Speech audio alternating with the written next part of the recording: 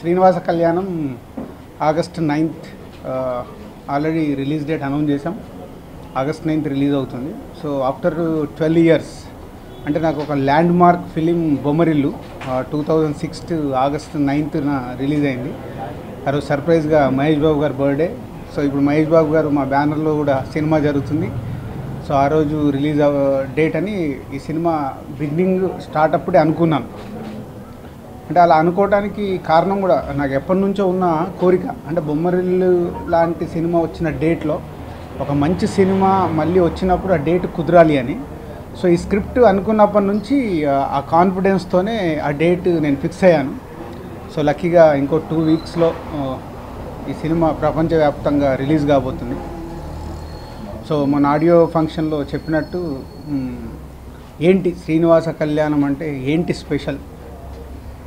So ఈరోజు press meet పెట్టడానికి main కారణము ఈరోజే ఇందాకే ఆఫ్టర్నూన్ షూటింగ్ కంప్లీట్ చేసాం అరకులో. సో లాస్ట్ సాంగ్ బ్యాలెన్స్ ఉంటే అరకులో తీసాం. సో అదొక రేపు ఆడిటోరియంలో అదొక విజువల్ ట్రీట్. అంటే ఒక అరకుని చాలా రకాలుగా చూసాం. ఇప్పుడు వర్షం పడుతుంటే ఆ రొమాంటిక్ సాంగ్ని అక్కడ చెయ్యాలని మా కెమెరామెన్ గారు అడిగారు. సో నాకు నితిన్కు ఇంకెక్కడికన్నా వెళ్ళాలి డైరెక్టర్కి, మేము అందరం ఏంటన్నా వెళ్దాం అనుకున్నాం. బట్ మా డిఓపి లేదు, మీకు అరకు నేను కొత్తగా చూపిస్తా అని నిజంగా చెప్పి అంత అద్భుతమైన విజువల్స్తో షూటింగ్ కంప్లీట్ చేసాం. సో ఇందాక చెప్పినట్టు శ్రీనివాస కళ్యాణం ఏంటి స్పెషల్. సో చాలామంది అక్కడిక్కడ కూడా చదువుతున్నాను ఏంటి కొత్తగా ఏముంటుంది. పెళ్ళి గురించి చాలా సినిమాలు చూసాము, పాటలు చూసాము. సో కొత్తగా ఏముంటుంది అనే దాని మీదనే ఎక్కువ ఆడియన్స్లో ఒక క్వశ్చన్ ఉంది. డెఫినెట్గా ఈ సినిమా చూసి బయటకు వచ్చాక బ్యూటిఫుల్ అనుభూతులతో ఇంటికి వెళ్తారు. ఇది ఒకటి మట్టుకు చెప్పగలుగుతాను. సో శతమానం భవతి తర్వాత సతీష్ పెళ్ళి మీద సినిమా అన్నప్పుడు నేను మొన్న ఆడియో ఫంక్షన్లో చెప్పాను, ఇలా తయారు కావటానికి ఈ కథ నా లైఫ్ ఇన్సిడెంట్స్ కూడా రీజన్ అయ్యాయి. సో నా లైఫ్లో జరిగిన ఇన్సిడెంట్స్ ప్రతి ఒక్కరి ఇంట్లో, ప్రతి ఒక్క ఫ్యామిలీలో ప్రతి ఒక్కరికి జరుగుతాయి. కొందరికి ముందు, కొందరికి వెనక. అంటే ఆ ఇంట్లో పిల్లలు పుట్టడము, అప్పుడు వాళ్ళు ఉండే సంతోషం, ఎవరన్నా చనిపోతే ఉండే బాధ, ఎవరికైనా ఇంట్లో పెళ్ళైనప్పుడు ఉండే హ్యాపీనెస్, ఇవన్నీ మెయిన్గా ఉండే ప్రతి ఒక్కరికి లైఫ్లో ఇవి జరగాల్సినవే. సో దాంట్లో నుంచే ఈ పెళ్ళి అనే కాన్సెప్ట్తో అద్భుతంగా తయారైంది సినిమా. సో ఒక బొమ్మరిల్లు చూసినప్పుడు ప్రేక్షకులు ఎలా ఫీల్ అయ్యి బయటకు వచ్చిన తర్వాత ఆ సినిమా గురించి నచ్చితే 10 మందికి చెప్పి ఆ సినిమాని ఒక అద్భుతమైన సినిమాగా మలిచారు ప్రేక్షకులు.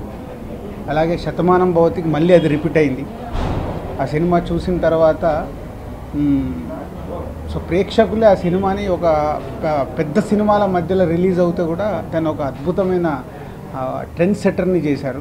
సో మళ్ళీ నో డౌట్ శ్రీనివాస కళ్యాణం చూసి బయటకు వచ్చిన ప్రేక్షకులు ఈ సినిమాని వాళ్ళే తీసుకెళ్తారు. అంటే ప్రతి ఒక్కరికి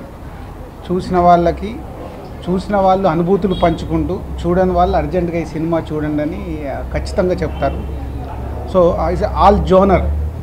ఇది ఫ్యామిలీ అనగానే ఒక జోనర్లో కాదు, మన ఇంట్లో ఉండే పెద్దవాళ్ళు అసలు వాళ్ళు చివరి ఏజ్లో పెళ్ళి మనమల్ది కానీ మనమరాళ్ళది కానీ పెళ్ళి ఎందుకు వాళ్ళు చూడాలనుకుంటారు. సో వాళ్ళకి సినిమా చూసిన తర్వాత అది వాళ్ళ సినిమా అవుతుంది. సో ఇంటికి వెళ్ళిన తర్వాత మా జీవితాన్ని చూపించారని అమ్మమ్మలు, తాతమ్మలు, నానమ్మలు, తాతయ్యలు అందరూ ఫీల్ అవుతారు. అలాగే అమ్మా నాన్నలు వాళ్ళ పిల్లలకు పెళ్ళిళ్ళు చేయాలన్నప్పుడు సో ఈ సినిమా చూసిన తర్వాత డెఫినెట్గా మొత్తం చేయకున్నా కొన్ని విషయాలన్నా, మా ఇంట్లో పెళ్ళి జరిగేటప్పుడు కొన్ని అన్నా ఈ సినిమాల నుంచి కొన్ని విషయాల్ని అడాప్ట్ చేసుకుంటారు. అలాగే పెళ్ళి చేసుకోవాలనుకున్న అమ్మాయిలు, అబ్బాయిలు డెఫినెట్గా అబ్బాయిల కంటే ఎక్కువ అమ్మాయిలు అయితే అరే నా పెళ్ళిలా జరిగితే బాగుండు అని కోరుకుంటారు. సో షూర్ షాట్ నేను చెప్తున్న ఇవన్నీ రేపు ఆగస్ట్ 9th రోజు ఆడియన్స్ సినిమా చూసి బయటకు వచ్చి ఈ మాటలు చెప్తారు. So August 9th one of the best film మళ్ళీ మా బ్యానర్ నుంచి ఒక బొమ్మరిల్లు శతమానం భవతికి డబ్బు వచ్చేస్తుంది. సక్సెస్ అవుతే ఏ సినిమాకైనా డబ్బు వస్తుంది. డబ్బు కంటే ఎక్కువ విలువలున్న సినిమా తీస్తే ఎంత పేరు వస్తుందో ఆ 2 సినిమాలకు నేను చూశాను. మళ్ళీ ఈ సినిమాకు చూడబోతున్నాను.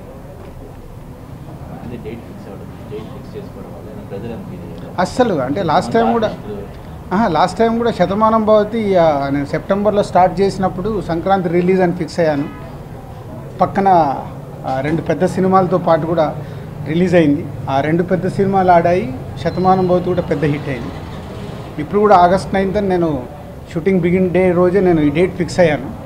సో అదే ఇందాక చెప్పినట్టే నేను ఫిక్స్ అవ్వడానికి కూడా ఒక రీజన్ ఉంది. ఒక సినిమా ఎందుకో ఆ వైబ్రేషన్స్, బొమ్మరిల్లు రిలీజ్ అయిన డేటు, ఇప్పుడు మన అశ్విని దత్ గారు కూడా అలాగే జగదేకవీడు అతిలోక సుందరి రిలీజ్ అయిన డేటు మహానటికి పెట్టుకున్నారు. నిజంగా నా మ్యాజిక్ మళ్ళీ గ్రేట్ ఫిలిం వచ్చింది మహానటి. ఐ హోప్ మళ్ళీ August 9th అనేది నాకు కూడా అలాగే రిపీట్ కాబోతుందని నేను బలంగా నమ్ముతున్నాను.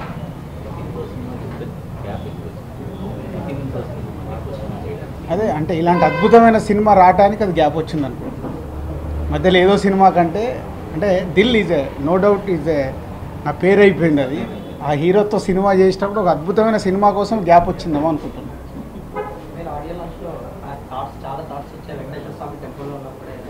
యా అంటే మేబీ ఈ సినిమాకి నేను చాలా నమ్ముతున్నాను. అది వెంకటేశ్వర స్వామి ఈ సినిమాని మాతో తయారు చేయించాడు అనుకుంటున్నాను.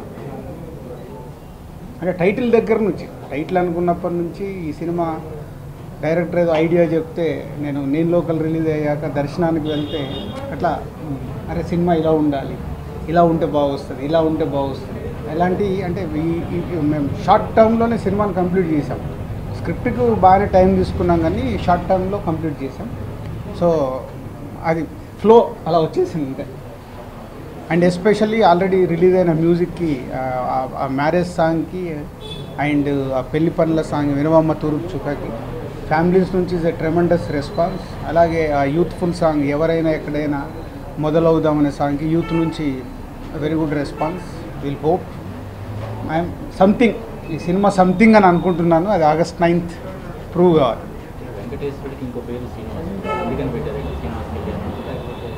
లేదు, యాక్చువల్ హీరో పేరు శ్రీనివాస్, ఇంట్లో వాసు అని పిలుస్తారు. అమ్మాయి పేరు శ్రీ, సో శ్రీనివాస్.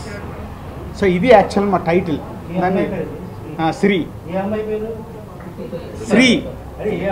సినిమా చూడాలి మళ్ళీ మొత్తం చెప్తారా. సో శ్రీనివాస్, పద్మావతి ఇంకొక అమ్మాయి పేరు పద్దు, కరెక్ట్గా ఉంటాయి పేర్లన్నీ. సో అలా శ్రీ వెడ్స్ నివాస్ కళ్యాణం అనుకున్నాం. మళ్ళీ ఇంత ట్రెడిషన్ ఫిలింకి ఇది మోడ్రన్ టైటిల్ ఎందుకని వద్దు, డైరెక్ట్ శ్రీనివాస కళ్యాణం పెడదామని శ్రీనివాస కళ్యాణం అంటే. నేను లేను అంటే నాకు పల్లకి లాంటి సీన్ లేదు, ఉంటే కనిపించేవాన్నేమో. యా నాకంటే ఎక్కువ మీకే తెలుసు. అంటే మిక్కీకి నాకు అదే ఇస్ ఎ విచిత్రం.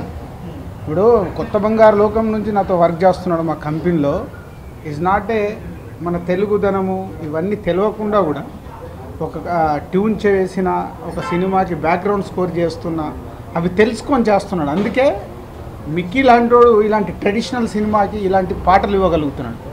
ఇప్పుడు సీతమ్మ వాకిట్లలో టైటిల్ సాంగ్ కానీ, శతమానం భవతిలో టైటిల్ సాంగ్ కానీ, ఇప్పుడు దీంట్లో అంటే ట్రెడిషనల్ సాంగ్స్ కూడా తను ఇవ్వగలుగుతున్నాడు. అంటే నాకు తనకు ట్రావెల్ దేవితో ఎలా ఉందో దేవి తర్వాత నాకు అలా మిక్కీతో ఉంది.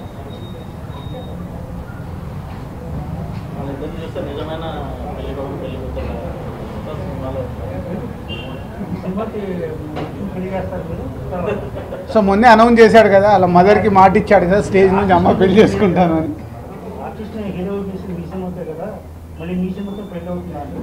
ఏమో అవుద్దా, చేసుకుంటాడు అనుకుంటాను. అంటే ఈ సినిమా చేసిన తర్వాత రేపు జనాలు ఈ సినిమాకి ఇచ్చే రెస్పాన్స్తో పెళ్లి చేసుకోలేదనుకో కొడతారు. సో చేసేసుకుంటాడు. Okay, thank you everyone. August 9.